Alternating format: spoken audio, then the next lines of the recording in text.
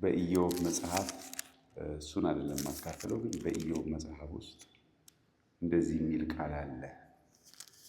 እግዚአብሔር በአንድም በሌላም መንገድ ይናገራል። ኢዮብ 33 ላይ እግዚአብሔር በአንድ መንገድ በሌላም ይናገራል፣ ሰው ግን አያስተውለውም። በሕልም በሌሊት ራእይ አፍላ እንቅልፍ በሰዎች ላይ ሲወድቅ በአልጋ ላይ ተኝተው ሳሉ በዚያን ጊዜ የሰዎችን ጆሮ ይከፍታል፣ በተግሳጹም ያስደነግጣቸዋል። ሰውን ከክፉ ስራው ይመልሰው ዘንድ ከሰው ትዕቢትን ይሰውር ዘንድ ነፍሱን ከጉድጓድ በሰይፍም እንዳይጠፋ ሕይወቱን ይጠብቃል እያለ ይቀጥላል። እና ግን ዋና ለማንሳት የፈለኩት እግዚአብሔር ይናገራል የሚለውን ነው። በአንድም በሌላም መንገድ ይናገራል፣ ሰው ግን አያስተውልም። በተደጋጋሚ በወንጌል ውስጥ በዮሐንስ ወንጌል ምዕራፍ 9 ላይ ያለውን ታሪክ በመጽሐፍ ቅዱስ ጥናት ጊዜም በዚህም 9ና 10ን አይተናል። እና በምዕራፍ 9 ላይ ታሪኩን እንደምታስታውሱ ጌታችን ኢየሱስ ክርስቶስ ድንቅ የሆነ ምልክት አሳየ። ይሄ አይሁዳውያን በተለይ ደግሞ የሃይማኖት መሪዎቹ በጣም የሚጠባበቁት ተስፋቸው ሲፈጸም ማለት ነው። መሲሁ በመካከላቸው ተመላለሰ፣ በመካከላቸው አደረ። ጌታችን ኢየሱስ ክርስቶስ አምላክ ሥጋ ሆኖ እና እሱ መሆኑን ለማሳየት ምልክቶችን አሳያቸው። እንደምናስታውስ ሐዋርያው ጳውሎስም እንደሚናገር አይሁዳውያን ምልክት ይፈልጋሉ፣ ምልክትን ይሻሉ፣ እግዚአብሔር ሲሰራ ማየት ይፈልጋሉ። ደግሞ ጳውሎስ ሲናገር የግሪክ ሰዎች ደግሞ የሚፈልጉት ምልክት ሳይሆን ምንድን ነው? እውቀት ነው የሚሹት። እንደኛ ዘመን ሰዎች ናቸው። እንደ ምዕራባውያን አስተሳሰብ፣ የምዕራባውያን አስተሳሰብ በግሪኮች አስተሳሰብ ላይ የተቀረጸ ስለሆነ ሞር እውቀት፣ ሞር ፍልስፍና እሱን ነው የሚፈልጉት። እኛ ግን ብሎ ጳውሎስ ሲናገር የተሰቀለውን ኢየሱስ ክርስቶስን እንሰብካለን ይላል። አይሁድ ምልክትን ይሻሉ፣ የግሪክ ሰዎች ጥበብን ይሻሉ፣ እኛ ግን የተሰቀለውን ክርስቶስን እንሰብካለን። ምክንያቱም ኢየሱስ ክርስቶስ ለእኛ ጥበባችንም እውቀታችንም እሱ ነው የሚል ነገር ነው የሚናገረው። እና በዮሐንስ ወንጌል ምዕራፍ 9 ላይ ድንቅ የሆነ ምልክት አሳያቸው። ይሄን ምልክት ሲያዩ በቃ ኢየሱስን እንዲቀበሉት ይገባ ነበረ፣ ግን አልቻሉ፣ አቃታቸው። በተለይ ደግሞ ያቃታቸው እነማን ናቸው? የሚያውቁት የእግዚአብሔርን ቃል የሚያውቁት ፈሪሳውያኑ፣ የእግዚአብሔርን ሕግ የሚያውቁት ፈሪሳውያኑ ፊታቸው ፍጥጥ ያለውን የከበረውን የእግዚአብሔርን ሥራ ሊቀበሉ አልቻሉ። ለምን? በጣም የሚያሳስብ ጉዳይ ነው ይሄ። እኔ በጣም ነው የሚያሳስበኝ። ለምን መሰላችሁ የሚያሳስበኝ? ከእኛ ሩቅ አይደሉም።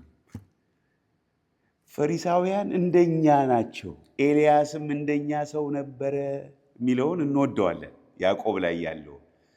ምክንያቱም የኤልያስን ገድል ስለሚነግረን። ፈሪሳውያንም እንደኛ ሰዎች ነበሩ እና ምን ያሳስበናል? ውድቀታቸው። ምንድን ነው ውድቀታቸው? ኢየሱስን መቀበል አቃታቸው። ፊታቸው ምልክት እያሳየ ሊቀበሉት አልቻሉ። እና ጌታ ኢየሱስ በምዕራፍ 9 ላይ እንደምናስታውስ እንዳየነው ዝርዝር ሐሳብ ውስጥ አልገባም። ዓይናቸው እንደማያይ አጋለጣቸው። እነሱ ግን እንደዛ አይደለም የሚያስቡት። እነሱ እናያለን ብለው የሚያስቡ ናቸው። ነገር ግን እንደማያዩ በምዕራፍ 9 ቁጥር 39 ላይ ጌታ ኢየሱስ እንደዚህ የሚል ቃል አለ። የመጣሁት ለፍርድ ነው፣ የሚያዩ እንዳያዩ፣ የማያዩ እንዲያዩ ይላል። ይሄ ፍርድ ጌታችን ወይም እግዚአብሔር ሰዎች መንፈሳዊ ነገር እንዳይገባቸው ይፈልጋል ማለት አይደለም። መንፈሳዊ ነገር እንዲገባቸው ሰዎች ሁሉ ይፈልጋል። ሰዎች ሁሉ እውነቱን እንዲያውቁ እና አውቀውም ይድኑ ዘንድ አጥብቆ የሚሻ አምላክ ነው እግዚአብሔር። ጌታ ኢየሱስ ወደዚህ ምድር የመጣው ለዚህ ፐርፐዝ ነው፣ ሰዎችን ለማዳን ነው። ነገር ግን እናያለን የሚሉት ፈሪሳውያን በፊታቸው የእግዚአብሔርን ነገር መቀበል ተሳናቸው።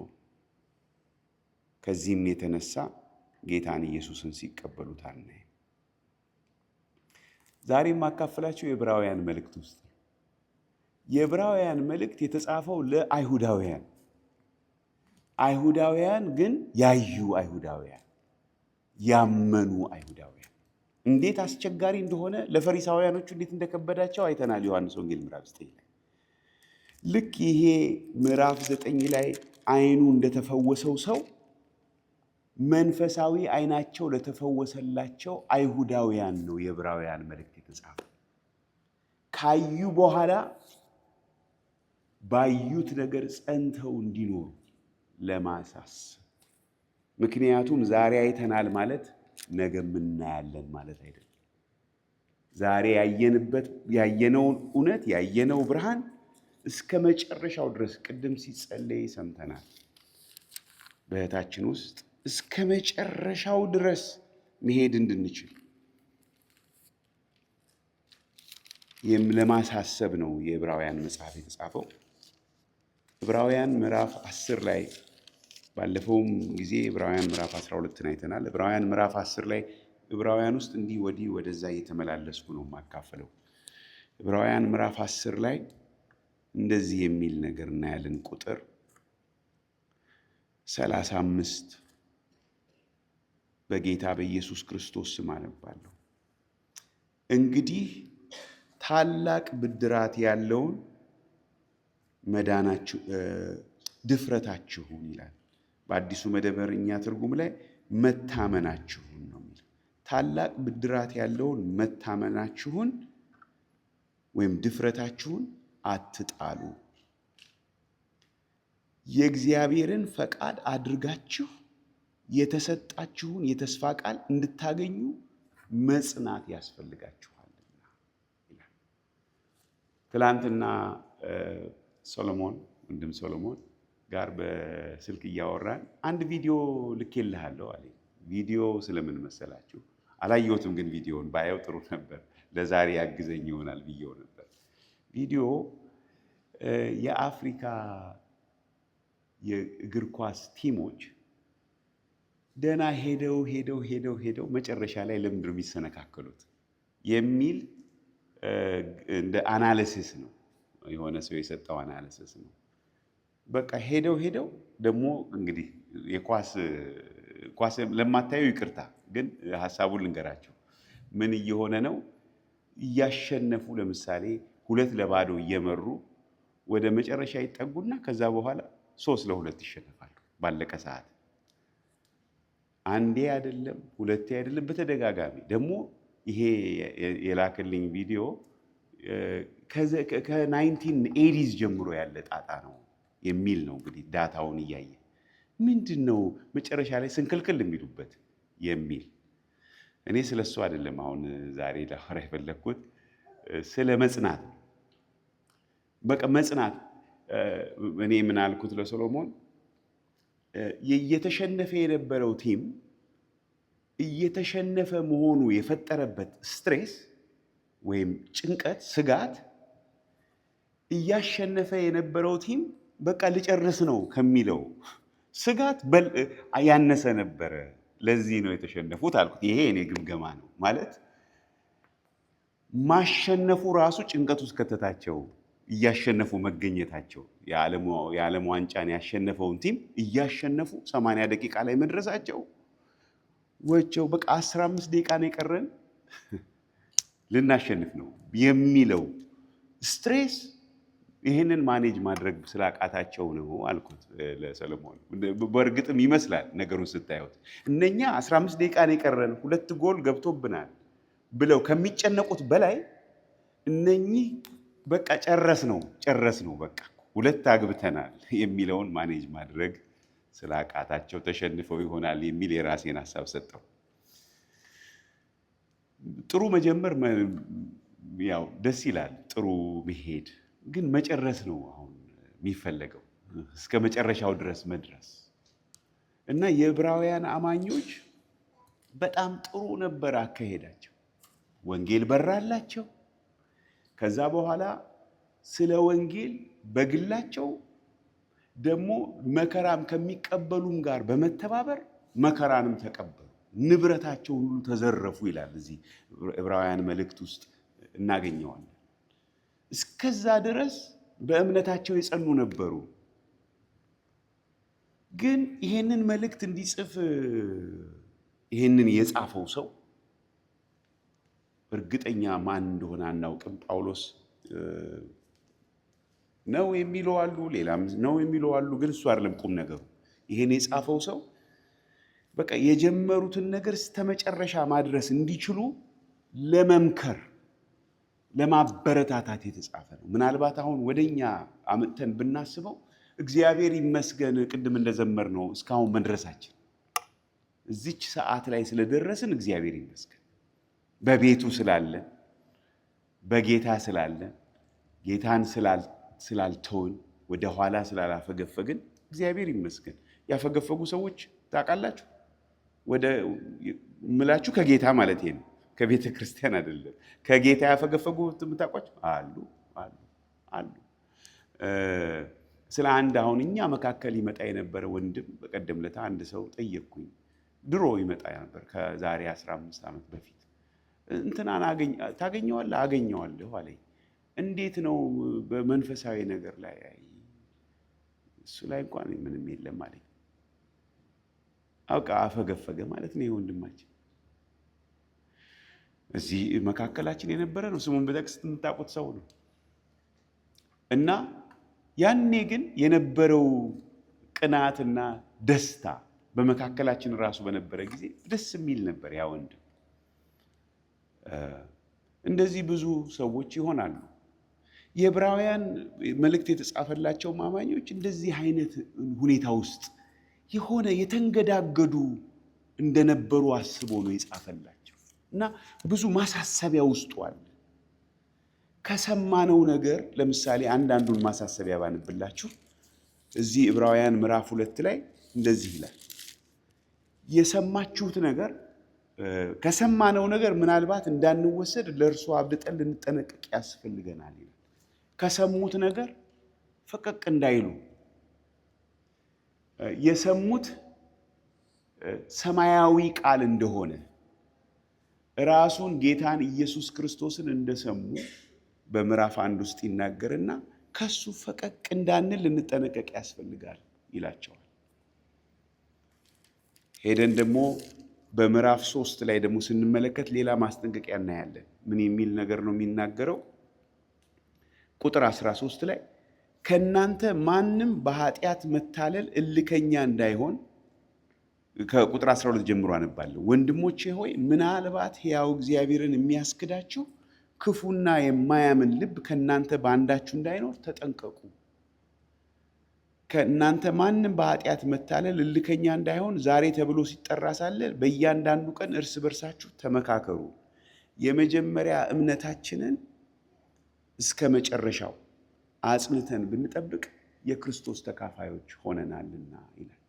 ስለዚህ ይኸው እዚህ ላይም ልባችሁ እንደ ክፉ እንዳይሆን፣ የማያምን እንዳይሆን፣ በኃጢአት እንዳትታለሉ እርስ በርስ ምን አድርጉ? ተመካከሩ የሚል መመሪያ እናያለን። ምዕራፍ 6 ላይ ደግሞ ሄደን ስንመለከት እንደዚህ ትንሽ ደግሞ ከበድ ያለ ነገር ይናገራል። በምዕራፍ 6 ላይ ምን ይላል? ቁጥር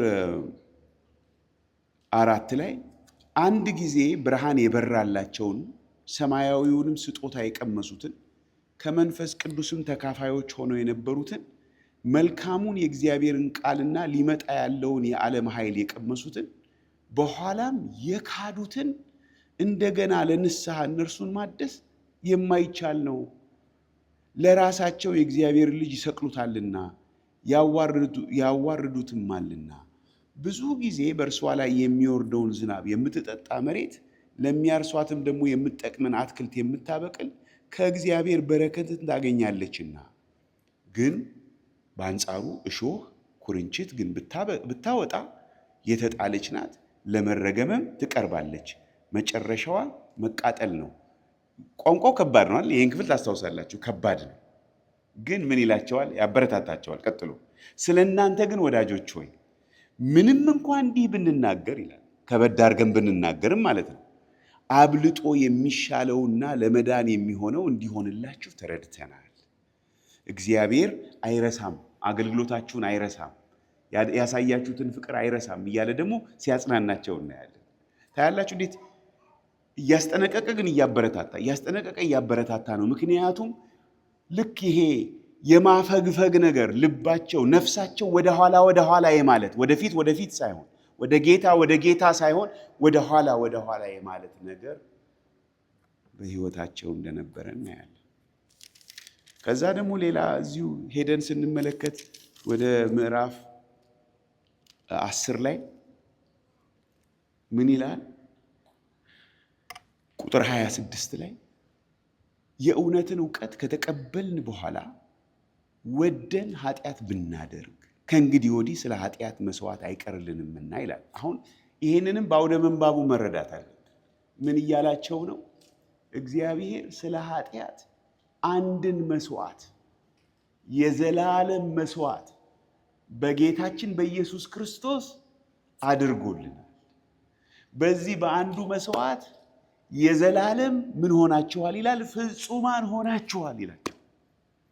ይሄ የኢየሱስ ክርስቶስ ስራ የማያዳግም ስራ ነው። እነኛ እያገለገሉ የቆሙ ሲሆኑ እሱ ግን አገልግሎቱን ፈጽሞ ተቀምጧል።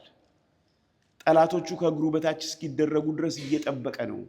ባለቀ መዳን ውስጥ ነው ያላችሁት፣ ታላቅ መዳን ነው ያገኛችሁት ይልና ግን ከዚህ እውነት ከዚህ ከበራው እውነት እንደገና ወደማይጠቅመው ወደ ኋላ ወደ ቀደመው ነገር ልትመለሱ ግን በፍጹም አይገባም የሚል ነገር ለማስረዳት ነው።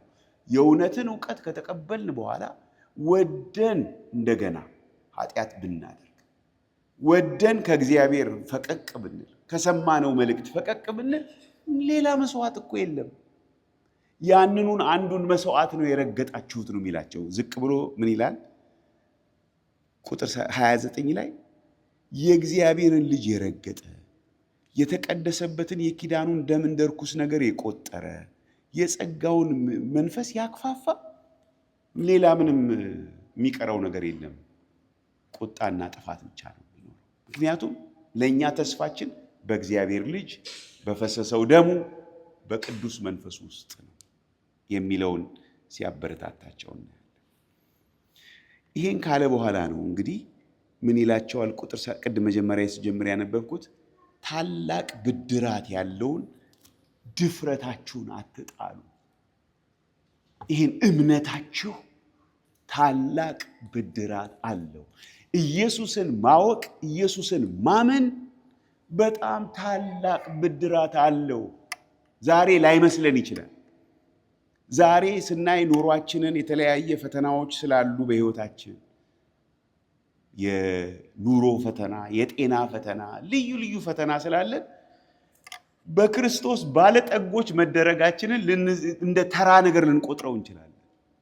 ግን በክርስቶስ ያገኘነው ነገር ጋር የሚነጻጸር ነገር የለም።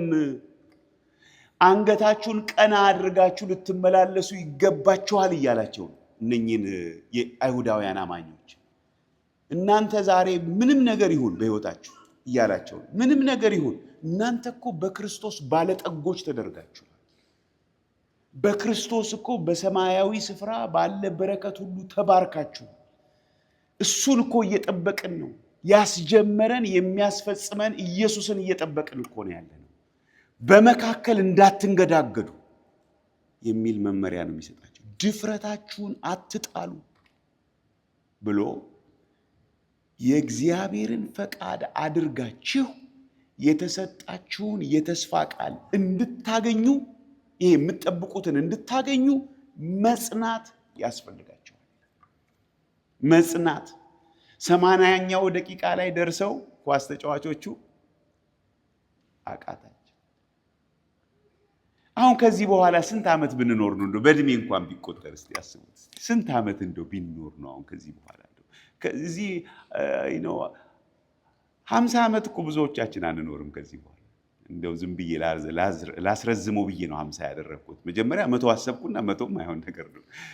ካሁን በኋላ እኮ ነው አውራው 50 ራሱ የማይመስል ነገር ነው። ለብዙዎቻችን እኮ ትንሽ ጊዜ ነው የቀረን፣ በጣም ትንሽ ጊዜ። እዚህ ሀገር የመጣንበትን እንኳን ጊዜ አስቡ። ለኔ ረጅም ነው ጊዜው እዚህ ሀገር ከመጣሁ። አሁን ከዚህ በኋላ እኮ እዚህ ሀገር የመጣሁበትን ያህል ብኖር ተደግፌ እኮ ምገባ ሰው ነው የምሆነው። መቆም መቻል የራሱ አጠያቂ ብዙ ነው። ትንሽ ነው የቀረን ልላችሁ እና ግን አሁን በዚህ ውስጥ ግን የእግዚአብሔር ፈቃድ ማድረግ ለሱ ነው የተጠራ ነው። እኛ እዚህ ምድር ላይ ዝም ብለን እንድንኖር አልተጠራንም። ዝም ብለን ትዳር ይዘን ቤት ገዝተን ልጆች ወልደን መኖር ብቻ አይደለም የኛ ነገር። ሰማያውያን ነን። ዜግነታችን በሰማይ ነው ይላል ሐዋርያው ጳውሎስ በፊልጵስዩስ ላይ። ከዛ የሚመጣውን መድኃኒት እየተጠባበቀን ያለን ሰዎች ነን። በምድር ላይ መጻተኞች ነን። ይህን እናምናለን እኮ። ስለዚህ ያንን ነገር በደንብ አስበን እንግዲህ የእግዚአብሔር ፈቃድ ምንድን ነው እንድናደርግ የሚፈልገው የሚለውን አስበን ልንመላለስ ግድ ነው። ለዚህ ነው እዚህ ላይ ምን ይላቸዋል? የእግዚአብሔርን ፈቃድ አድርጋችሁ የተሰጣችሁን የተስፋ ቃል እንድታገኙ መጽናት ያስፈልጋችኋል። መጽናት። ከዛ ምን ይላል? ገና በጣም ጥቂት ጊዜ ነው፣ ሊመጣ ያለው ይመጣል አይዘገይምም። ጻድቅ ግን በእምነት ይኖራል። ወደ ኋላ ቢያፈገፍግ ነፍሴ በእርሱ ደስ አይላትም። እኛ ግን ነፍሳቸውን ሊያድኑ ከሚያምኑት ነን እንጂ ወደ ጥፋት ከሚያፈገፍጉ አይደለንም ይላል። የክርስትና ሕይወት ሲጀመር በእምነት ነው፣ የሚቀጥለው በእምነት ነው፣ የሚፈጸመው በእምነት። የእምነት ኑሮ ነው። ጻድቅ በእምነት ይኖራል። የእምነት ኑሮ የክርስትና ሕይወት። ስለዚህ የእምነታችን ጉዳይ በጣም ወሳኝ ነገር ነው። ቅድም የፈሪሳውያኖቹን አነሳሁላችሁ። ፈሪሳውያኑ ብዙ ያውቃሉ፣ በማህበረሰቡ የተከበሩ ናቸው። አንድ ነገር ብቻ ነው የጎደላቸው። ምንድን ነው? እምነት ግን አልነበራቸው። ምን ይጠቅማል በማህበረሰቡ ብንከበር፣ መንፈሳዊ ሰዎች ተደርገን ብንቆጠር፣ ቤተ ክርስቲያን የምንሄድ ብንሆን፣ ይሄንንና ያንን የምናደርግ ብንሆን፣ እንደነኛ ባንሆን፣ እነኛ ቀራጮቹ፣ ሴተኛ ዳሪዎቹ፣ ኃጢአተኞቹ እግዚአብሔር ይመስገን እኔ እንኳን አልጠጣም እግዚአብሔር ይመስገን ነክቼም አላቅም ይላል አንዳንድ ሰው። አቤት ስንመካ ባለመጠጣታችን፣ በሐሜታችን ግን አናፍርም። በውስጣችን ባለ ክፉ ሐሳብ አናፍርም። እግዚአብሔር ይመስገን ሲጋራ አላጨስም። ይሄ እኮ ፈሪሳዊነት እኮ ነው። እኔ አሁን የእግዚአብሔር ቃል የማስተምረው በጉጉት ናፍቆ የሚመጣ ሲጋራ የሚያጨስ ወንድም አለ። ናፍቆ ነው የሚመጣው ቀኑ እስኪደርስ፣ ግን ገና ከሲጋራው አልተላቀቀም። እኔ ምንም አይጨንቀኝም። ምክንያቱም እግዚአብሔር ሲረዳ ብዙ በራሴም ሕይወት በሌሎች ሰዎችም ሕይወት አይቻልም። ስለዚህ የእምነታችን ጉዳይ እንዴት ነው? ውስጣችን ድፍረታችን አለ። በፊት የነበረው ድፍረታችን አለ። በፊት ጌታ አለኝ ብለን የምንደፍረው የነበረው ድፍረት አለ። ምንም በሌለን ጊዜ በጌታ ላይ የምንተማመንበት መተማመን አለ። ይሄ ለኛ ሀብታችን እሱ ነው። ብር አይደለም፣ ወርቅ አይደለም። እምነታችን ነው ሀብታችን። ክብራችን እምነታችን ነው። ክቡር ነው በጣም። በጴጥሮስ መልእክት ላይ ጴጥሮስ ሲናገር ስለ እምነታችን ሲያወራ እንደዚህ ብሎ ነው የሚናገረው። እምነትን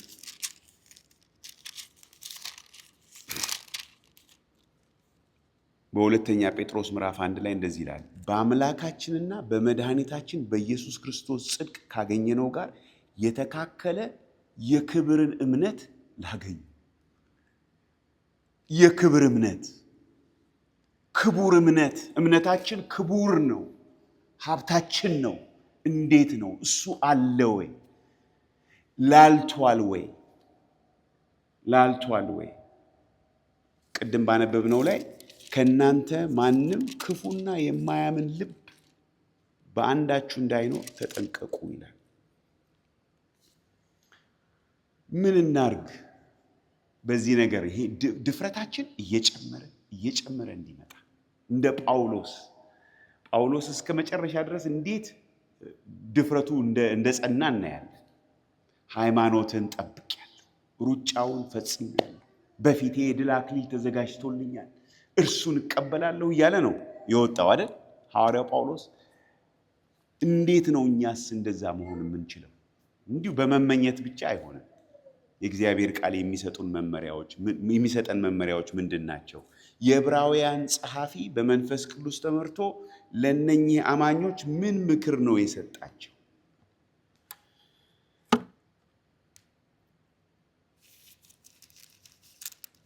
ወደሱ ከመሄዴ በፊት እዚህ ላይ ስለ እምነት ድፍረታቸው እንዳይጥሉ ከነገራቸው በኋላ በምዕራፍ 11 ቁጥር 1 ላይ እንደዚህ ይላል። እምነትን ሲገልጠው እምነት ተስፋ ስለምናደርገው ነገር እርግጠኛ የሚያደርገን፣ የማናየውን ነገር ደግሞ የሚያስረዳን ነገር ነው ይላል። የማይታየውን መገንዘብ እንድንችል፣ ተስፋ የምናደርገው ነገር ላይ ልባችን እርግጠኛ እንዲሆን የሚያደርገን እምነት። ለምሳሌ ጌታ ይመጣል። ይሄ በውስጣችን እርግጠኛ እንድንሆን እና ደግሞ መምጣቱን እንድናስተውል የሚያስችለን እምነት ነው። ከየት አመጣ ነው? ሰምተን እኮ የእግዚአብሔርን ቃል ሰምተን ነው እንጂ ከራሳችን አይደለም። ከዛ በኋላ ምን ይላል? ለቀደሙት በመጽሐፍ ቅዱስ ለምናነባቸው ሽማግሌዎች ሁሉ የተመሰከረላቸው ስለ እምነታቸው ነው ይላል። ከዛ አንደኛውን ሰውዬ ያነሳል። ብዙ ሰዎች ይጠቅሳል፣ ግን አንዱን ሰውዬ ነው ማንሳት የምፈልገው። ሄኖክ የሚባለውን ሰው። ሄኖክን እንደዚህ ይላል ምዕራፍ 11 ቁጥር 5 ላይ ሄኖክ ሞትን እንዳያይ በእምነት ተወሰደ፣ እግዚአብሔርም ስለወሰደው አልተገኘም፣ ሳይወሰድም እግዚአብሔርን ደስ እንዳሰኘ ተመስክሮለታልና፣ ያለ እምነትም ደስ ማሰኘት አይቻልም። ወደ እግዚአብሔር የሚደርስ እግዚአብሔር እንዳለ ለሚፈልጉትም ዋጋ እንዲሰጥ ያምን ዘንድ ያስፈልገዋልና። እቺን ሐሳብ እናያለን ስለ ሄኖክ። ሄኖክ ምንድን ነው የሚለው? እግዚአብሔር ወሰደው ይላል። የእምነት ሰው ነው። ሳይወሰድ በፊት ግን እግዚአብሔርን ምን አደረገ? ደስ አሰኘው። ሄኖክ ሳይወሰድ በፊት እግዚአብሔርን ደስ አሰኘው። እና ደግሞ የምናውቀው ሁላችንም እግዚአብሔርን ደስ ማሰኘት ከእምነት ውጪ አይቻልም። ምን ቢያደርግ ነው ሄኖክ እግዚአብሔርን ደስ ያሰኘው? የሄኖክ እምነት ምን ቢሆን ነው? አሁን ስለ ኖህ ተጽፏል። ኖህ መርከብን ሰራ ይላል። አብርሃም ልጁን ሰጠ ይላል። ሄኖክ ምን አረገ? እግዚአብሔርን ደስ ያሰኘው ነገር ስለ ሄኖክ ምንድን ነው? እና ምን ይላል? ወደ እግዚአብሔር የሚደርስ ሰው ይላል እግዚአብሔር እንዳለ ማለት እግዚአብሔር ኤግዚስት እንደሚያደርግ ደግሞ ከልባቸው ለሚፈልጉት ዋጋ እንደሚሰጣቸው ማመን አለበት። ሄኖክ በዚህ ረገድ ምን አደረገ ብለን ወደ ዘፍጥረት ምዕራፍ 5 ላይ ታሪኩ አለ። አጭር ሐሳብ ነች ያደረገው ሄኖክ ምንድን ነው ያደረገው? ትዝ የሚላችሁ አካሄዱን ከእግዚአብሔር ጋር አደረገ። ይሄውን ለስንት ጊዜ ፍንጭ እየሰጠኋችሁ ለ300 ዓመታት ለ300 ዓመታት አካሄዱን ከእግዚአብሔር ጋር ያደረገው። እኛ እኮ አሁን እኮ ስንት ጊዜ ሆነን ጌታን ካገኘን? 300 ዓመታት። ስለ ሄኖክ የእግዚአብሔር መንፈስ በሱ ውስጥ እንደሚኖር አልተጻፈም። ተጽፏል? አልተጻፈም። ሄኖክ በአዲስ ኪዳን ዘመን የኖረ ሰው አይደለም። ግን እሱንም ያስቻለው እምነት ነው። በእግዚአብሔር ላይ መታመኑ ምንድን ነው ያደረገው? እግዚአብሔር እንዳላመነ እግዚአብሔር አለ። ቅድም ጸሎት ሰዓት ላይ አለልን እያልን አልነበረም? ሊቀ ካህናታችን አለልን፣ ስለዚህ ወደ ጸጋው ዙፋን እንቅረብ እያልን ነበር። አለ እግዚአብሔር። ይሄን አመነ። አለ እግዚአብሔር። መቼም አለ አይደለም፣ አለ። እና ከዛ ምን አደረገ? ሄኖክ ይሄን እግዚአብሔርን ፈለገው፣ ከልቡ ፈለገው። ለሰው አይደለም፣ ለታይታ አይደለም፣ ለአንድ ሰሞን አይደለም፣ ጥቅም ፍለጋ አይደለም። እግዚአብሔርን ፈለገው። እግዚአብሔር ደግሞ ይገኛል። ሲፈልጉት ይገኛል። ለሚፈልጉት ዋጋ የሚሰጥ አምላክ ነው እግዚአብሔር። የሚፈልጉት ያስደስቱታል። ምክንያቱም እግዚአብሔርን የሚፈልግ አይደለም ዓለም። ሁሉም የራሱን ነው የሚፈልገው። ሄኖክ ግን ምን እንደሆነ በሕይወቱ አስታውሳለሁ። የሄኖክን ታሪክ ለማወቅ አንድ ወቅት ላይ ጊዜ ወስጄ አጠናሁኝ ለማወቅ እና አንዳንድ ፍንጮች እግዚአብሔር እንደው ያሳየኝ ፍንጮች አሉ። ሄኖክ ልጁን ከወለደ በኋላ ነው ይሄ ነገር የሆነው። ማቱሳላ የሚባለውን ልጁን ከወለደ በኋላ ይላል ክፍሉ። ምንም ዝርዝር ነገር አይናገርም፣ አጭር ነች ክፍሏ። ዘፍጥረት ምዕራፍ 5 ከ22 ጀምሮ እንደዚህ ያለ ክፍሉ እና ማቱሳላን ሲወልድ 65 ዓመቱ ነበር ይለናል ታሪኩ። ግን ሄኖክ ምን ሆኖ ይሆን ብዬ እኔ አሰብኩ እና ታሪክ የዘር ሐረጉን አጠናሁ። የዘር ሐረጉን ሳጠና ሄኖክ በዘፍጥረት ምዕራፍ 3 ላይ የሆነውን ታሪክ ሊነግሩት የሚችሉ ሰዎች በዘመኑ ነበሩ። ሲወርድ ሲዋረድ የሆነውን ነገር አሁን ትዝ አይለኝም። የአዳምና የሔዋን ልጅ ሶስተኛ ልጃቸው ሴት፣ ምናልባት ሴት ወይም ደግሞ ቀጥሎ ያለው ሄኖስ የሚባለው በሄኖክ ዘመንም ድረስ ኖረዋል። ታሪኩ ላይ አለ። ቁጥሩን አስልቼ ነው ያገኘሁት ያኔ በጊዜው ማለት ነው። ስለዚህ እኔም ብሆን እንግዲህ የእናንተ ቅም ምናምን እንጅላት ምናምን ይባለዋል አይደለ? ምናምን ቢኖሩ በህይወት አሁን የኛ ቢኖሩ የኔ አሁን ቅድመ አያቴ ቢኖሩ ስለ የምጠይቃቸው ጥያቄ አንዱ ምንድነው፣ እንዴት ነበር የአድዋ ጦርነት ብዬ ጠይቃቸው ነበር። ምን ይመስል ነበረ? ምክንያቱም እንደነበሩ ሰምቻለሁ እዛ ውስጥ እና ፈርስት ሃንድ ኢንፎርሜሽን አገኛለሁ። ስለዚህ ሄኖክ ሲጠይቅ እንዴት ነበረ? እንዴት ነው ከዛ ከገነት የወጣ ነው?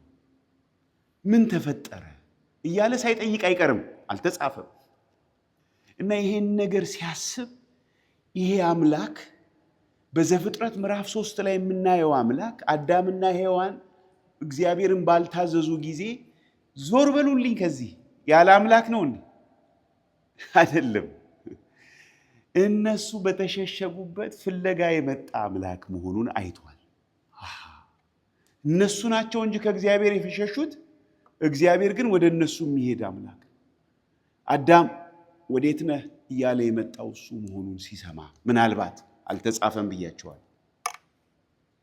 ብፈልገው አገኘዋለሁ፣ በፍጹም ልባችሁ ብትፈልጉኝ ኤርምያስ ውስጥ ምን ይላል? ታገኙኛላችሁ። እግዚአብሔርን ደስ የሚያሰኘው ነገር ይሄ። ያለ እምነት እግዚአብሔርን ደስ ማሰኘት አይቻልም። ስለዚህ ሄኖክ ቁልፉን አገኘ። መቼ? እድሜው 65 ዓመት በሆነ ጊዜ እግዚአብሔርን መፈለግ ሲጀምር አካሄዱ ምን ሆነ ማለት ነው? ከእግዚአብሔር ጋር ሆነ። አካሄዱን ከእግዚአብሔር ጋር አደረገ። እግዚአብሔርን በፍጹም ልቡ ስለፈለገው እግዚአብሔርን አገኘው። እግዚአብሔርን ያገኘ ሰው ደግሞ ይጸናል። ስንት ዓመት? 300 ዓመት። 300 ዓመት። አሁን ይሄንን ይጠቅስላቸዋል ለዕብራውያን አማኞች። እነሱ እንግዲህ 300 ዓመት አልቆዩም በእምነት ግን እየተንገዳገዱ ነው። ስለዚህ ምንድነው የሚሰጣቸው መመሪያ? ከመመሪያ ብዙ አሉ። አንዳንዱን ለማንሳት ሞክራለሁ። ዕብራውያን መልእክት ላይ ሄደን ስንመለከት ምዕራፍ 3 ቁጥር 1ን ባነብ እንደዚህ ይላል። ከሰማያዊ ጥሪ ተካፋዮች የሆናችሁ ቅዱሳን ወንድሞች ሆይ፣ እኛንም ነው ይሄ የሚናገረን።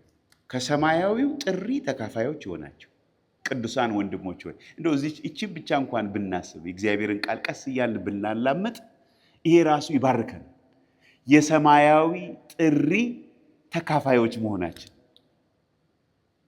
እዚህ እንኳን እንደው በቃ ፕሬዚዳንቱ የአሜሪካ ፕሬዚዳንት የሆነ ግብዣ ቢያዘጋጁ ጥሪ ቢመጣላችሁ ምን ይሰማቸዋል? ከሰማያዊው ጥሪ ተካፋዮች የሆናችሁ ቅዱሳን ወንድሞች ሆይ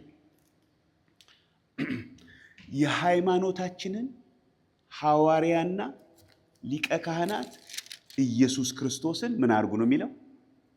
ተመልከቱ። በቃ እሱን ልብ በሉት። አይናችሁን እሱ ላይ አርጉ። ብዙ የሚሰጠው መመሪያ አለ፣ ግን እቺን ነው ማሳሰብ ፈልገው።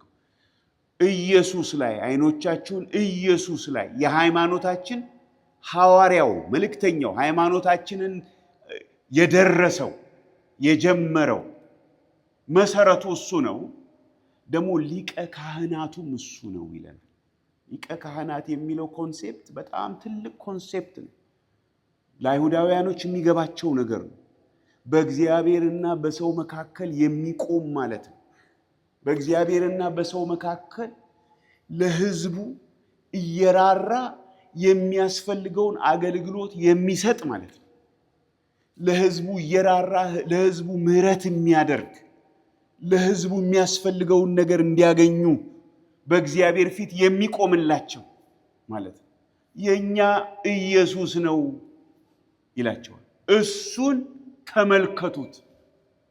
ምክሩ ይሄ የመጽኛ መንገዱ ኢየሱስን መመልከት ነው፣ ሌላ ነገር አይደለም። ጥርሳችንን በመንከስ ባለፈው ሳምንት ወንድማችን እንዳካፈለን ጥርሳችንን በመንከስ አይደለም፣ ኢየሱስን በመመልከት ነው። የሃይማኖታችን ሐዋርያና ሊቀ ካህናት የሆነው ኢየሱስን ተመልከቱ። ኢየሱስን መመልከት ስናቆም ነው ውሃ ውስጥ እንደ ጴጥሮስ መስመጥ የምንጀምረው፣ ግራ መጋባት የምንጀምረው። ኢየሱስን ግን ስናይ ግን ልክ እንደ መዝሙሩ ምን የሚል መዝሙር ነው ይሄ መዝሙር ታስታውሱት እንደሆነ?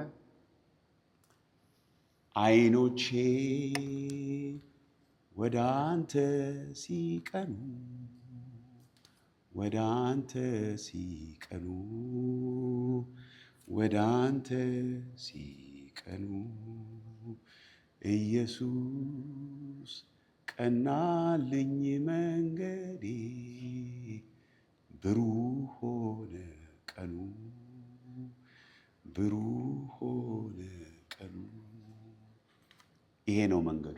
ኢየሱስን መመልከት መፈለግ ማለት ነው። ኢየሱስ ወደ እግዚአብሔር መቅረብ፣ በእምነት መቅረብ። እሱ ሐሳብ እዚህ ውስጥ በተደጋጋሚ ቀርቦ እናያለን። ሌላ የሚሰጣቸው መመሪያ እዚሁ ምዕራፍ 3 ላይ ኢየሱስን ተመልከቱ ካለ በኋላ ቁጥር 6 ላይ የምንደፍርበትንና የምንመካበትን ተስፋ እስከ መጨረሻ አጽንተን እንጠብቅ የሚል መመሪያ አለ። የምንደፍርበትና የምንመካበት። እስቲ ምንድን ነው የምትመኩበት? የምትደፍሩበት ነገር ምንድን ነው? የኛ ጽድቅ ላይ ነው? የኛ መሰጠት ላይ ነው? ይሄ እኮ የምንመካበት እኮ አይደለም። ቅድም ዘመርን አይደል? እንዴት ነው እሱ እኛ ምንጸናው? በእርሱ ነው። የምንበረታው በእርሱ ነው።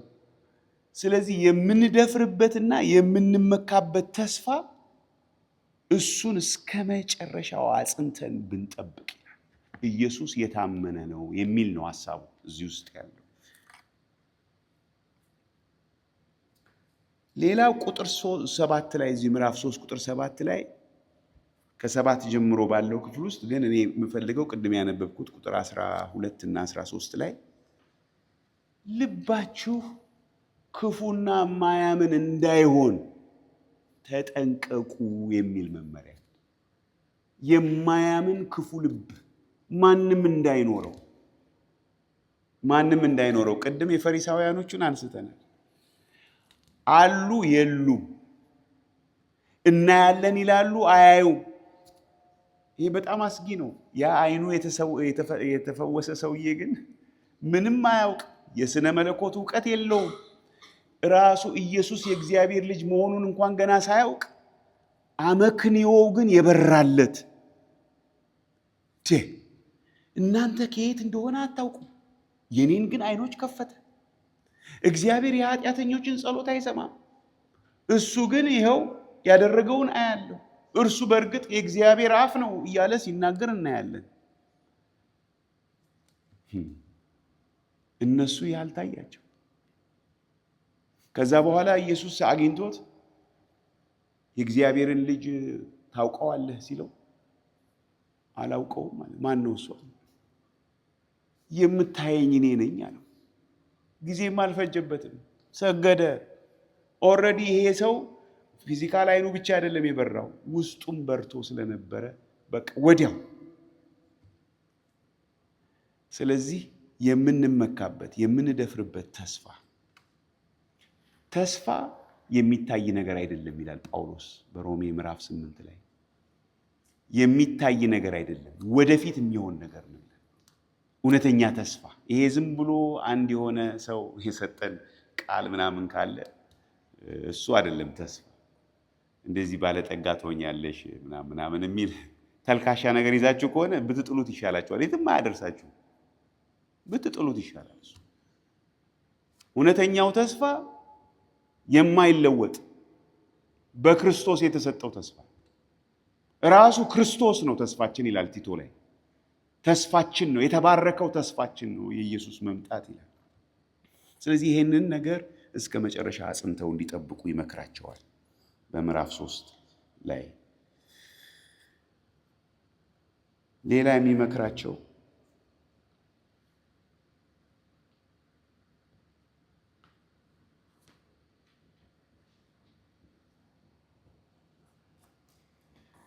በእስራኤላውያን የደረሰውን እንዲያስታውሱ ይመክራቸዋል። በምድረ በዳ የሆነውን እዚሁ ምዕራፍ 3 ቁጥር 16 ጀምሮ ከግብፅ ወጥተው 40 ዓመት ሙሉ የእግዚአብሔርን ስራ ያዩ እስራኤላውያን ችግራቸው አንድ ነገር ነው ይላል።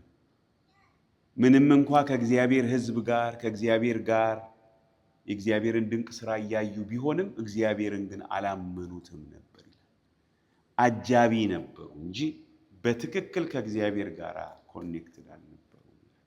ምዕራፍ 3 የመጨረሻው ክፍል ላይ ከዚህ የተነሳ የተስፋውን መውረስ አልቻሉም። ይህንን የሚያስታውሳቸው ለምንድን ነው? አሁን እነሱን ሊያስጠነቅቃቸው። የእነሱን ሁኔታ ግን የሚገልጸውን አንድ ቦታ ላንብብላችሁ። ምዕራፍ 5 ላይ ብዙ ከሱ በፊት ቆይ አንድ ነገር ላንብብ። ምዕራፍ 9 ላይ እንደዚህ የሚል ቃል አለ ካገኘሁት። ምዕራፍ 9 አይደለም፣ ምዕራፍ 10 ቁጥር 32 ጀምሮ ብርሃን ከበራላችሁ በኋላ መከራ ሲደርስባችሁ በትልቅ ተጋድሎ ጸንታችሁ ነበር ብሎ ያስታውሳቸው። ብርሃን ከበራላችሁ በኋላ በደረሰባችሁ መከራ በትልቅ ተጋድሎ ጸንታችሁ ነበር ብሎ ይነግራቸዋል። ከዛ በኋላ ምን ይላል? 34 ላይ የሚበልጥና ለዘወትር የሚኖር ገንዘብ በሰማይ ራሳችሁ እንዳላችሁ አውቃችሁ በእስራቴ ራራችሁልኝ፣ የገንዘባችሁን ንጥቂያ በደስታ ተቀበላችሁ ይላል። ስለዚህ እነኛ አማኞች በጣም ትልቅ የእምነት ተጋድሎ ያሳዩ የነበሩ ናቸው። ለዚህ ነው ታላቅ ብድራት ያለውን ድፍረታችሁን አትጣሉ የሚላቸው። ወደ ምዕራፍ 5 ስንመለስ ግን ምን አይነት ችግር ይገጥመዋል? ስለ ክርስቶስ ብዙ ነገር እየነገራቸው ይመጣና ብዙ ልንነግራችሁ ሲገባ ግን ይህንን አሁን ከዚህ በላይ ማስረዳት አንችልም ለእናንተ ይላቸዋል። ምዕራፍ 5 ቁጥር 11 ላይ ስለ ክርስቶስ የምንናገረው ብዙ ነገር አለን፣ ግን በቃላት ለመተርጎም የሚያስቸግረው ለምንድን ነው? ጆሮቻችሁ ምን ሆነዋል ይላል። ቁጥር 11 ፈዘዋል። አያችሁ፣ መንፈሳዊ እውነት ከዚህ የምንማረው ነገር አንድ ነገር አለ። መንፈሳዊ እውነት እንደዚህ በትምህርት ብቻ የሚሰጥ አይደለም። በትምህርት የሚሰጥም ነው፣ ግን ተወስዶ ደግሞ በልምምድ ደግሞ የሚታወቅ። ሁለቱ አብረው ነው የሚታወቁት እንጂ በትምህርት ብቻ አይሆንም። በትምህርት እየነገራቸው ሰምተዋል እነሱ፣ ግን አሁን ደግሞ ጨምሮ ሊነግራቸው ሲል አቅም የላቸው። ምክንያቱን ሲናገር ጆሮዎቻችሁ ፈዘዋል። አሁን ይሄ ነገር በጣም አደገኛ ነገር ነው ማለት ነው። ጸንተን እንዳንሄድ እንቅፋት ሊሆንብን ከሚችሉ ነገሮች አንዱ የጆሮ መፍዘዝ። ስለ ዓይን መፍዘዝ እናውቃለን። የጆሮ መፍዘዝ የሚባል ነገር ምን ማለት ነው? ከተወሰነ በኋላ አይሰማም። ይሰማና ከተወሰነ በኋላ አይሰማም። እንደዛ አትሆኑም? አንዳንዴ ለምሳሌ የማታውቁትን ቋንቋ ትንሽ የምትናገሩት ቋንቋ፣ አሁን አረብኛ ሀና ትችላለች ትንሽ። እርግጠኛ ነኝ ግን የሆነ ቦታ ላይ ግን ይቆማል አይደል? ከልክ በላይ ከሄደ አትችይም ትያለሽ። እኔም ጀርመንኛ እንደዛ ሰላምታውን ብቻ ነው የማውቀው። የክርስቶስ ነገር እየሰማ ነው። ከዛ በኋላ ደግሞ ገና የምንሰማው ሰምተን አልጨረስንም። ግን ስለፈለግን ብቻ አይሆንም። ሞር እስቲ ንገረን ብትሉ አይገባንም። ልክ ሌላ ቋንቋ እንደማይገባን ማለት ነው። ስለዚህ ምን ያስፈልጋል? ራስን ማስለመድ ይፈልጋል። አቅም ማዳበር አለብን። እሱን ነው የሚነግራቸው። ጆሮቻችሁ ስለፈዘዙ ዝም ብሎ እየነቀፋቸው አይደለም፣ አቅም እንደሌላቸው ስላወቀ። ሞር ልነግራችሁ ፈልጌ ነበር ግን አልቻልኩም ነው እያላቸው ያለው። ልክ ጌታ ኢየሱስ ትዝ ይላቸዋል ለደቀ መዛሙርቱ፣ ገና የምነግራችሁ ብዙ ነገር ነበረኝ፣ ግን አሁን ምን ልታደርጉት አትችሉም አላቸው። ልትሸከሙት አትችሉም። መንፈስ ቅዱስ በመጣ ጊዜ እሱ ወደ እውነት ሁሉ እሱ ያስተምራቸዋል። አቅም ያስፈልጋል። ስለ ክርስቶስ አቅም በቃ እኛ የምንጠነክረው የምንጎለብተው አቅም የሚኖረን የእግዚአብሔርን ፈቃድ የምንፈጽመው ክርስቶስን በማወቅ ውስጥ ነው። ከዛ ውጭ የለም። ከክርስቶስን ከማወቅ ውጪ የሰው ጡንቻ ለእግዚአብሔር ስራ አይሆንም። ክርስቶስን በማወቅ ውስጥ ነው አቅሙ ያለው። ሐዋርያው ጳውሎስ የምንሰብከውም የምናስተምረውም እርሱን ነው የሚለን ቆላስይስ ምዕራፍ 1 ላይ ምን ይሆን ዘንድ ፍጹም የሆነን ሰው ለእግዚአብሔር እናቀርብ ዘንድ እሱን ነው የምናወራው ይላል ኢየሱስ። እዚህኛው ክፍል ላይ ግን አልቻላችሁም ብሎ ቁጥር 12ን ተመልከቱ። አዲስ ስለሆኑ አይደለም በእምነታቸው ከጊዜው የተነሳ ይላል እናንተ አስተማሪዎች ልትሆኑ የሚገባችሁ ናችሁ፣ ቆይታችኋል እያላቸው እኮ ቆይታችኋል። ከጊዜው የተነሳ አስተማሪዎች ልትሆኑ ሲገባችሁ፣ ነገር ግን አንድ ሰው ስለ እግዚአብሔር ቃላት መጀመሪያውን ነገር እንደገና ሊያስተምራችሁ ያስፈልጋችኋል።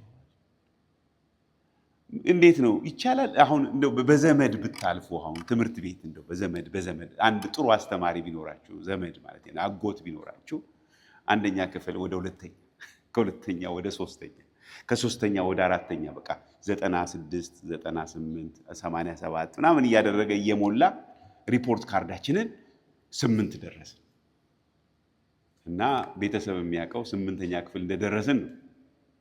ግን ለካ በሌላ መንገድ ነው እኛ እያለፍን ያለ ነው። እንደዚህ እንደሚሆን ታውቃላችሁ። አንዳንድ ሁኔታ ላይ የሆነ ቦታ ላይ እኮ ይገለጣል። አሁን ይሄ ሰው 8ኛ ክፍል ይሆን እንጂ ገና 1ኛ ክፍል እኮ ተማሪም እኮ አይደለም።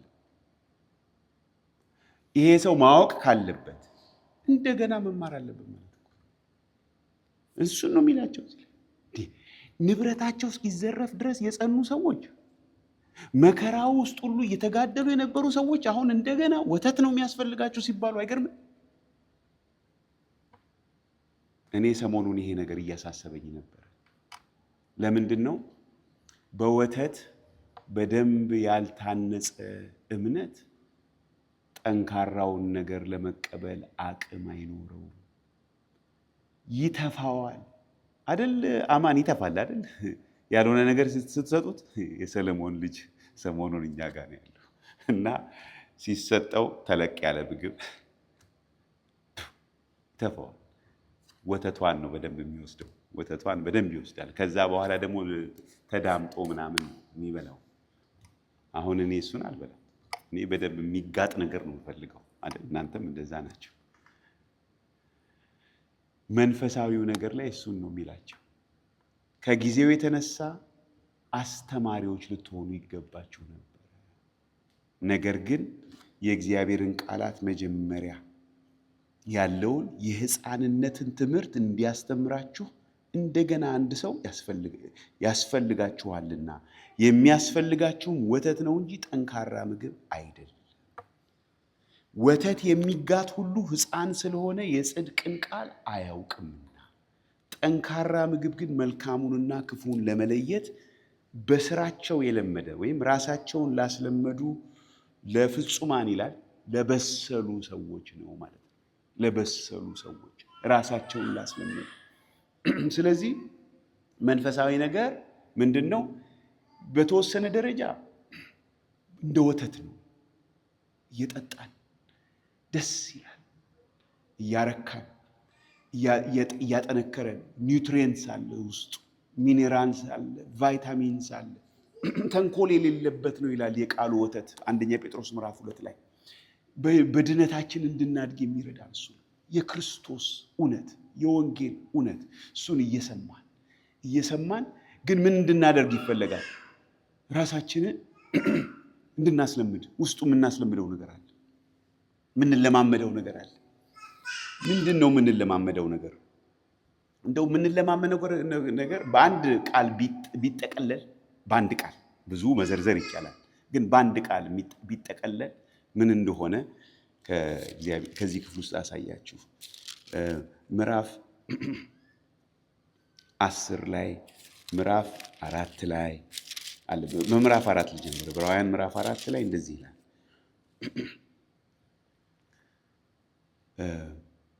ቁጥር 16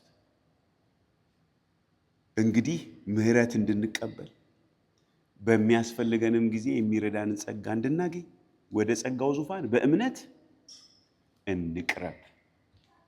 እንቅረብ ማለት ይሄ ፓሲቭ አይደለም፣ አክቲቭ ነው። ከኛ ዘንድ የሚፈለግ ነገር አለ። በቃ ዝም ብለን በመሆን አይሆንም። መቅረብ አለብን።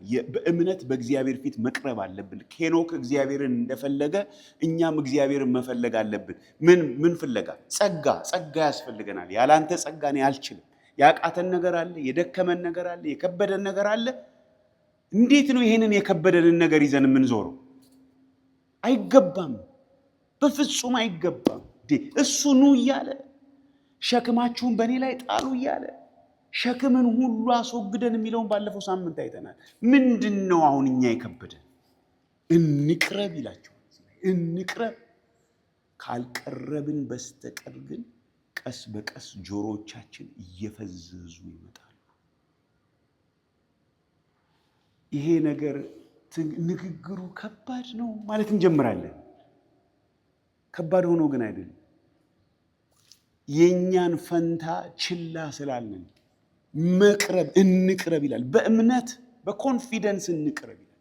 ጸጋ ለማግኘት ማለት ጸጋውን ስናገኝ ሚረዳ ስለሆነ ምን እንሆናለን ማለት ነው?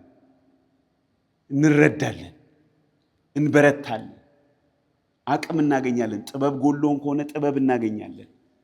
ኃይል አስፈልጎን ከሆነ ኃይል እናገኛለን። መበረታታት ዲስከሬጅድ የሆንበት ነገር ካለ ኢንከሬጅድ እንሆናለን። ጸጋ እንቅረብ ግን መቅረብ ግን አለብን። አብረንም መቅረብ አለብን ከቅዱሳን ጋር፣ በግልም መቅረብ አለብን። እንቅረብ። በአንድ ቃል ቢሰጥ የኛ ፋንታ ምንድነው? እንቅረብ። እንቅረብ፣ ወደሱ እንፈልገው። እምነት፣ እውነተኛ እምነት እግዚአብሔር እንዳለ ደግሞ ለሚፈልጉት ዋጋ እንዲሰጥ ያምን ዘንድ ያስፈልገዋል። ወደ እግዚአብሔር የሚቀርብ ሰው ይላል።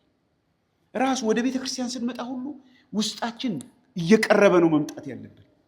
ጌታ ሆይ ዛሬ እንድትናገረኝ ይፈልጋሉ ብለን መምጣት ያለብን። እንደ እምነታችን ነው የሚሆንልን። ልባችን ክፍት ሆኖ ተዘጋጅቶ፣ ጆሮዎቻችን ክፍት ሆኖ ጌታ ሆይ ተናገረኝ ካል ይናገረናል። ስለዚህ ድካምን፣ ይሄ ሐዘንን፣ ትካዜን እንድንታገስ አይገባም። መቅረብ እየቻልን ተከፍቶልን፣ በር ተከፍቶልን፣ የጸጋው ዙፋን ተከፍቶልን፣ ደግሞ እዛ ደግሞ ለኛ ሚራራልን ድካማችን የሚገባው ከኃጢአት በቀር በነገር ሁሉ የተፈተነ ሊቀ ካህናት እያለን እንዴት አንቀርብም? ምንድነው የከበደን? ስራ ነው? የቤተሰብ ጉዳይ ነው? ምንድነው የከበደን? ምንድነው የሚያቅተው እግዚአብሔር? እኛ ግን እየቀረብን ነው ወይ? እንቅረብ ይላል። አያችሁ፣ አንዳንድ ጊዜ ራሳችንን ለችግር የምንዳረገው እንዴት መሰላችሁ? ወደ እግዚአብሔር ፊት ስንቀርብ እግዚአብሔርን ፈልገን ነው መቅረብ ያለብን እንጂ የእኛን አጀንዳ 5 ነገር ይዤ መጥቻለሁ ጌታ ሆይ፣ አንደኛ ይህን እንድታደርግ ፈልጋለሁ፣ ሁለተኛ ይህን እንድታደርግ፣ እንደዚህ አይነት ነገር አይደለም። እግዚአብሔር ጋር እንደዚህ አይነት ነገር የለም። እንነግረዋለን መንገድ፣ ግን እግዚአብሔር ጋር ስንቀርብ እግዚአብሔርን ፈልገን ነው የምንቀርበው። አንተን ነው የምፈልገው፣ አቅም ነው የምፈልገው፣ ጸጋ ነው የምፈልገው። አንተ ትበቃኛለህ፣ አንተ ከሰጠኸኝ ምንም አይጎድለኝም የሚል ነው አቋማችን መሆን ያለበት። ካልባረከኝ አልለቅህም እንዳለ ያዕቆብ፣ በቃ ባርከኝ ጌታ ሆይ። ትካዜ ከሆነ ትካዜን ከላይ ላይ አስወግደው። አንተ በአንተ ደስ ልሰኝ ይፈልጋለሁ። መንፈስህን ስጠኝ፣ መንፈስህን ሙላኝ። እንቅረብ። ምዕራፍ 10 ላይ ይህንን ሐሳብ ይናገራል። እንደዚህ ይላል ምዕራፍ 10 ቁጥር 19 ላይ እንግዲህ ወንድሞች ሆይ በመረቀልን በአዲስና በሕያው መንገድ ወደ ቅድስት በኢየሱስ ደም በመጋረጃው ማለት በሥጋው በኩል እንድንገባ ድፍረት ስላለን፣ በእግዚአብሔርም ቤት ላይ የሆነ ታላቅ ካህን ስላለን፣ ከክፉ ሕሊና ለመንጻት ልባችንን ተረጭተን ሰውነታችንንም በጥሩ ውሃ ታጥበን በተረዳንበት እምነት በቅን ልብ እንቅረብ። የተስፋን ቃል የሰጠው የታመነ ነውና እንዳይነቃነቅ የተስፋችንን ምስክርነት እንጠብቅ። እንጠብቅ።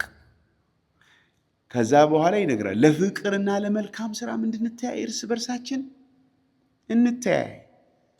በአንዳንዶች ዘንድ ልማድ እንደሆነው መሰብሰባችንን አንተው፣ እርስ በርሳችን እንመካከር እንጂ ይልቁንም ቀኑ ሲቀርብ እያያችሁ አብልጣችሁ ይህን አድርጉ። ወደ እግዚአብሔር ፊት ስንቀርብ ምን ይሆናል መሰላችሁ? የእግዚአብሔር ልጆች ይናፍቁናል።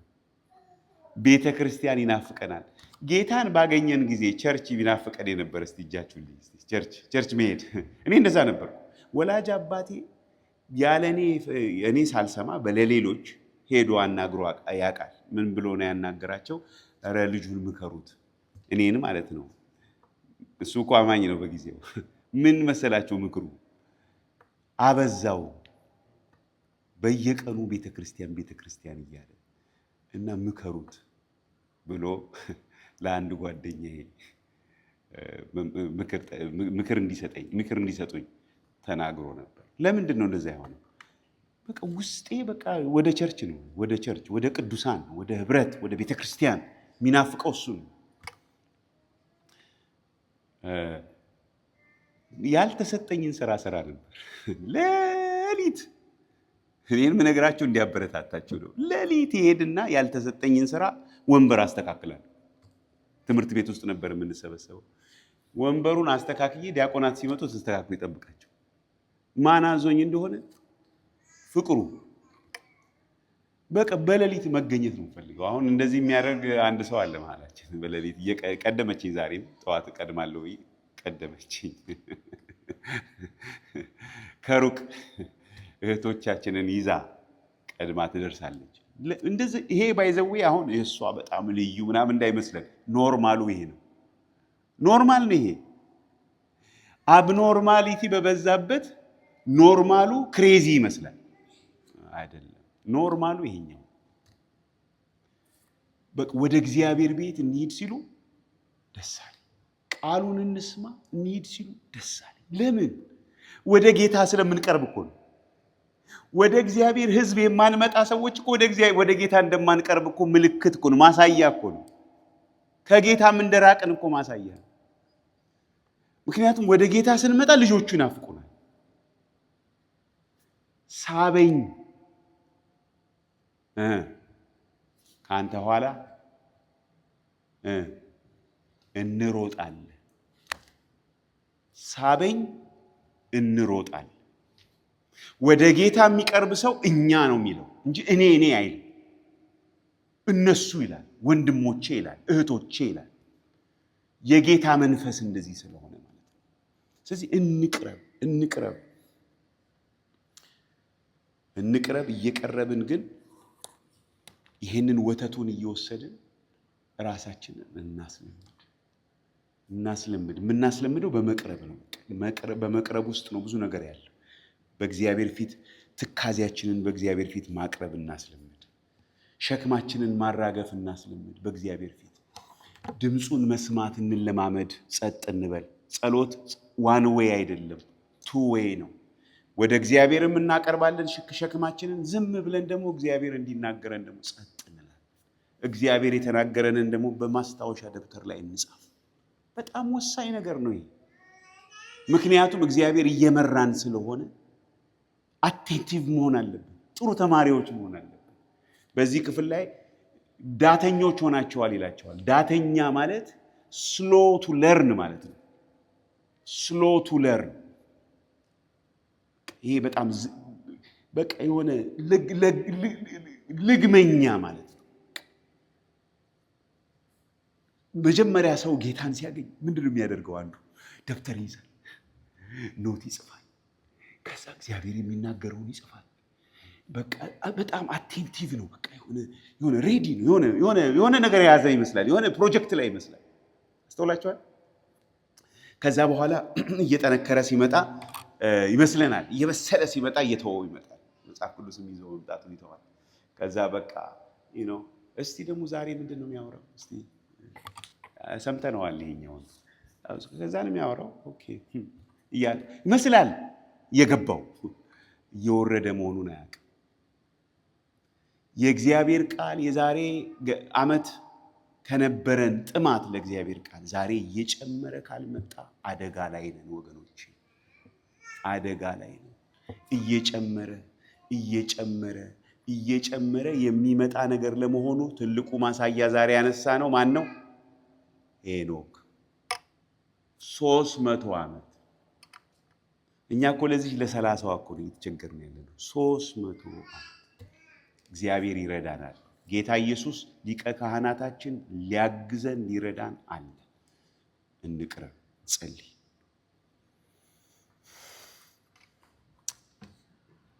እንጸልያለን። እግዚአብሔር አባት እና አምላካችን ሆይ እናመሰግንሃለን። ስምን ከፍ ከፍ እናደርጋለን።